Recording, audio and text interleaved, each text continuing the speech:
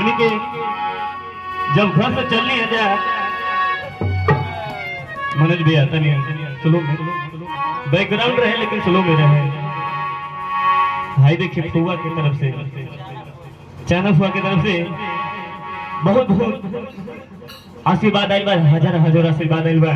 हमनी के बक्सरा की धरती से। फुआ जी के चरणों में हमनी की कोटि कोटि नमन बा और आत्मा की शांति प्रदान के लिए आशीर्वाद के प्रतीक्षा बा। देखिए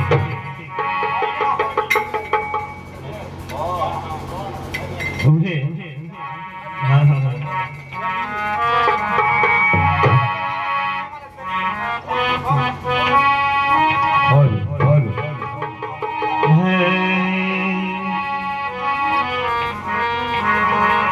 देखिए जा आत्मा और परमात्मा के बाद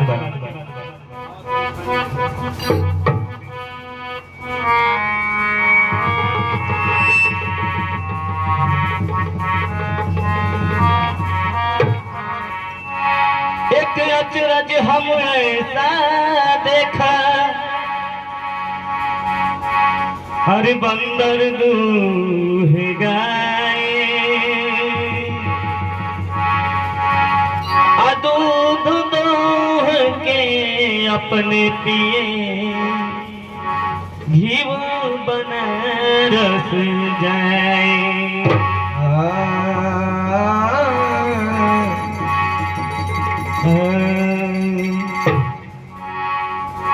एक समय के बाद बात कि हर न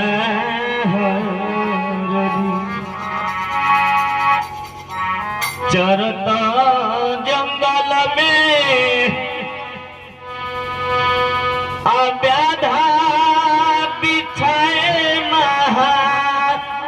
जलेरा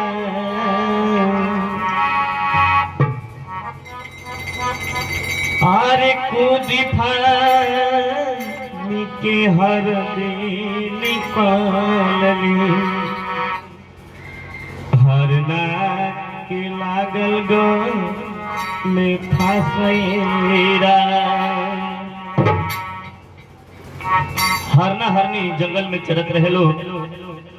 अब उन्हें बहेलिया बाधा जाल बिछा के रख ली रहे। दोनों हरना हरनी जाल में पहुंच जाता रहे। जब जाल में पहुंच जाता रहे तो केहू तरह छटपटा छटपटा के हरनी जाल से निकलत दिया। हरनी पेट से गर्भ से बिया। जब तक बहेलिया पहुंचा था जाल के पास हरनी कुछ दूर जाती है और बच्चा पेट से बाहर आ जाता है और देखा दिया जब उलट के तो स्वामी हरिना के बहेलिया टेले खिचले लेके कुछ दूर जात भाई भाल देख के हरिनिया कहत दिया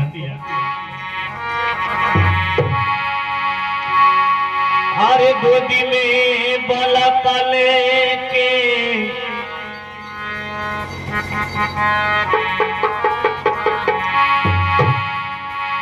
अरुले हरिनिया कवना जंगला के जाइएगा। भाई देखिए हमारे अनिल बबुआ की तरफ से पुष्पहार बहुत बहुत बबुआ के शुभ आशीर्वाद हमारे सिंगर बनता ने माई सरस्वती कृपा करें कि उनका के आगे बढ़ावे। हमनी की तरफ से आशीर्वाद बा सपोर्ट पूरा बा लेकिन कहा ना बा राजू भैया मनोज भैया हो ए अनिल बबुआ विकास भाई कहाँ बड़े हमारे साउंड ऑपरेटर धरनी की धरती से। हरे गोदी में बालक लेके अरुले हरिनिया कवना जंगलवा के जाइएगा। गोदी में बालक लेके अरुले हरिनिया कवना जंगलवा के जाइएगा। गोदी में लेके रोबले हरिनिया कवन जंगलवा के जाइए रा आगे गोदी में बालक लेके रोले हरिनिया कवना जंगलवा के जाइए रा कवन जंगलवा के जाइए रामा कवन जंगलवा के जाइए रा गोदी में बलक लेके रोले हरिनिया कवन जंगलवा के जाइए रा गोदी में बालक लेके रोले हरिनिया कवना जंगलवा के जाइए रा ए राजू भैया ये तो हम लोग के गा के कहत नहीं जा लेकिन वो भाव में चलो अनिल बाबू मनोज भैया तनी तनी सोलो में हरिनिया कैसे कहती है गोदी में बालका लेके रोले हरिनिया गोदी में बालका लेके स्वामी हम कहाँ जाएंगे रोले हरिनिया कवन जंगलवा के जाइए रा गोदी में बालका लेके रोले हरिनिया कवन जंगलवा के जाइए रा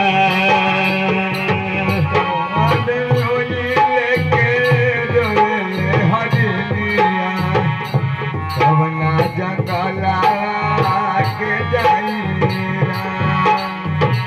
कवना जंगलवा के जाइए रामा कवना जंगलवा में जाइए राम गोदी में बालक लेके रोले हरिनिया गोदी में बालक लेके रोले हरिनिया कवना जंगलवा के जाइए राम गोदी में बालक लेके रोले हरिनिया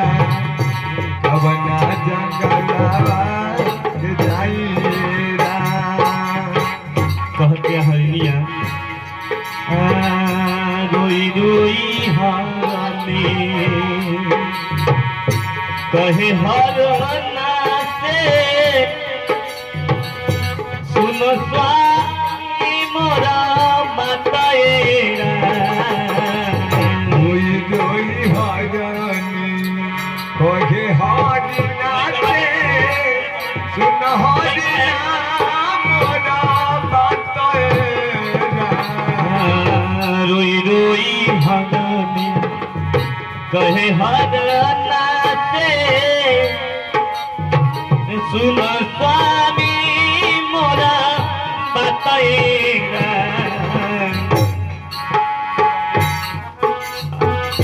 स्वामी अरे व्याधा के घर में हर चीज नहीं व्याधा के घर में हर चीज नहीं थे बेची के कहीं हर मासेरा गोदी में बालक लेके रोले हरिनिया कवना जंगलवा के जाइए राम गोदी में बालक लेके रोले हरिनिया कवना जंगलवा के जाइए राम आगे कहतली बाहर मनोज भैया बात ताल में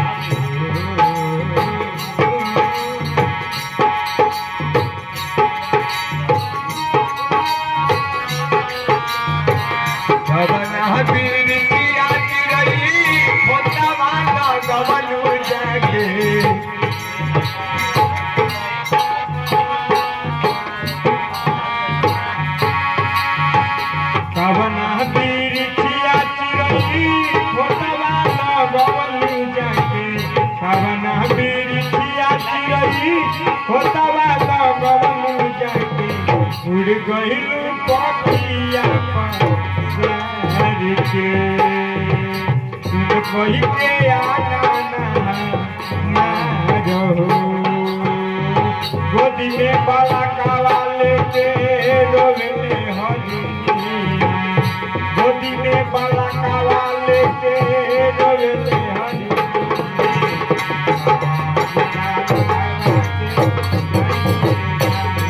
गोदी में बाला काला लेके रोवे हरिया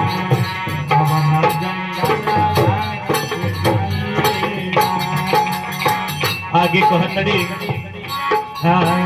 हाथ जोड़ी के कहले हरिनिया सुन भैया गाधा मोर बातेरा हाथ जोड़ के कहले हरिनिया सुन हरिना मोरा बातेरा हाथ जोड़ी के कहले हरिनिया सुन भैया बाधा मोर बतहुरा कही पौआ मासर खाती यहाँ हरना हरने की उपमा दे बा खाली लेकिन बात कहीं और बा एक ही पौआ मासर खातिर कह के उजारे लसो भागेरा गोदी में बाला कावाले के रोवेले हरिया कवन जंगाला बाटे कवन जंगाला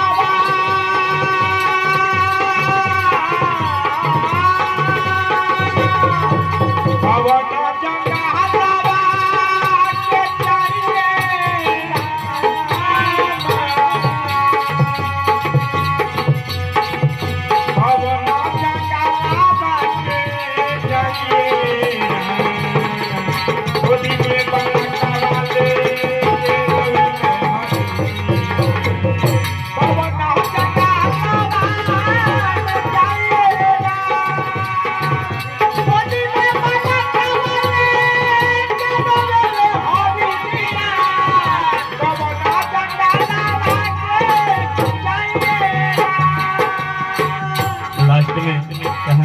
सुनने की बात है गौर करें जवाब के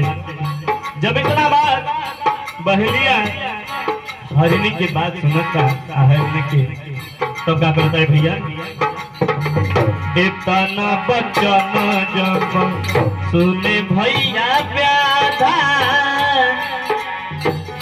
खोली दिहले हरिणा के फसाएरा तना बचन जब सुने भैया व्याधा हरिना के खोलले गला फसेरा इतना बचन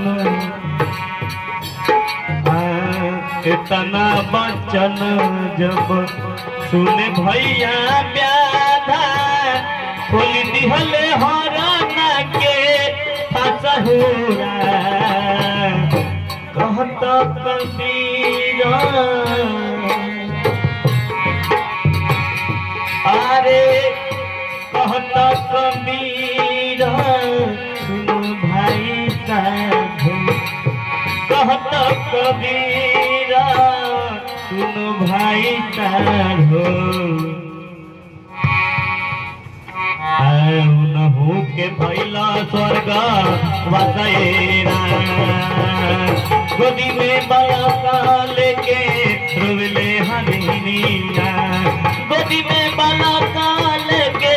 रोवले हरिनिया कोना जंगलवा के जाइए गोदी में बाला लेके रोवले हरिनिया कोना जंगलवा के जाइए रोई हर हरिनाथे सुन स्वामी मोरा बतेरा रोई रोई हरि कहे हरि नाचे सुन स्वामी मोरा बताए रोई रोई हरण रोई रोई हरण रोई रोई हरण के कहे हरि नाचे सुन स्वामी मोरा बतहेरा बाधा के घर में हर चीज नहीं थे बाधा के घर में हर चीज नहीं थे काट के कहीं है तोहार मसेरा गुनी के